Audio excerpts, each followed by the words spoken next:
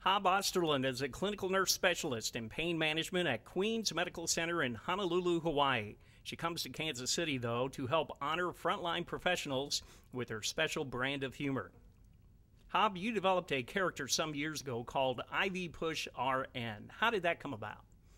Ivy Push came to me, actually. I was driving to work one day, and Ivy Push just sort of presented herself and said, you need to perform a comedy character that represents what's going on in hospitals and especially for nurses. What exactly did Ivy want you to say? Ivy Push, well, she had a few jokes, she had a few punchlines she wanted to tell, but mostly she wanted to tell stories, real stories that had happened with real people that weren't really getting out to our world. So she wanted to tell them, but she wanted to tell them with a comic angle. Now, your character hits on some common themes that connect with nurses and other medical professionals. One is the impossible dance. Could you explain that, please? Yes. The impossible dance is really the pull that nurses are dealing with every day, as really all health professionals are. One direction we're being pulled into cutting costs wherever we can, in this direction, and the other direction is do everything for everybody. So our technology is more expensive, our pharmaceuticals are more expensive, all our interventions are more expensive, and at the same time we're asked to do it with less money. And so the impossible dance is one leg is doing hip hop, one leg is doing ballroom dancing.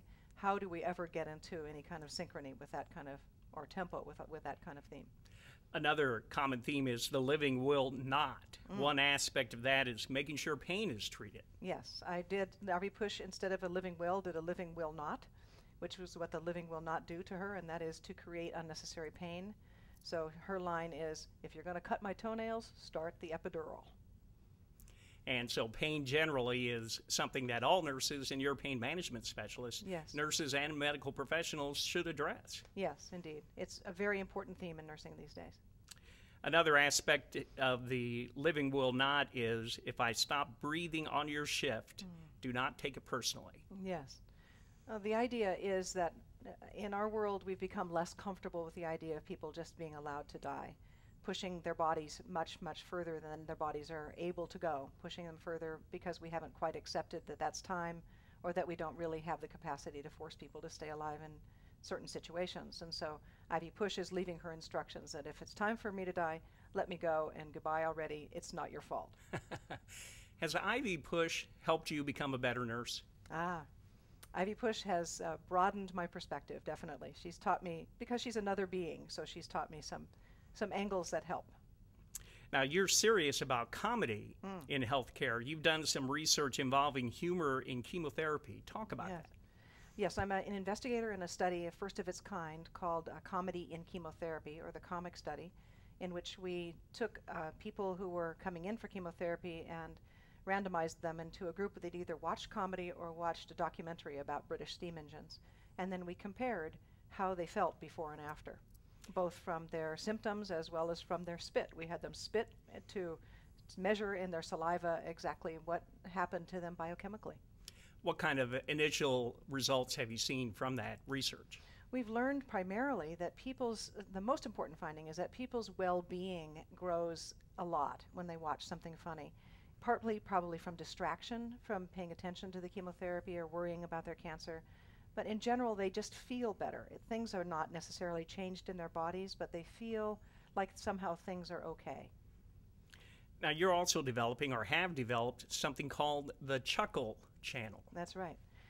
Yes, I'm the producer of a programming called the Chuckle channel, which is finding funny, uplifting films and putting them together and offering them to hospitals for the purpose of showing on the closed-circuit television stations. A lot of hospitals already have their own channels, closed-circuit, but so often they use it only for things like talking heads, you and your diabetes. And patients often don't watch those channels because when you're sick, it's not that good of a time to learn. You're not necessarily open to learning in those moments as much as you are wanting to be distracted from what's going on around you. So it's meant to uplift and entertain and have something available 24 hours for people. Are you finding that humor is becoming more accepted in medicine, or perhaps even taught in medical or nursing schools? Absolutely. Yeah. Humor used to be something that was considered too intimate, too unprofessional. Now it's actively encouraged. In fact, patients have told us that it's one of the number one hope-giving behaviors, that when their doctors and nurses laugh with them, that they feel it gives them hope and it gives them a sense of connection. So it's actually quite a therapeutic option to use, besides the fact that it helps us. Hub Osterlund is a clinical nurse specialist in pain management in Hawaii. She's also president and producer for Health, Humor, and Hospitals, Inc. For more information about IV Push RN, go to ivpush.com. That's ivypush.com. Hub, thanks very much, and good luck in all your endeavors. Thank you so much, Laurel. I love your name. Thank you.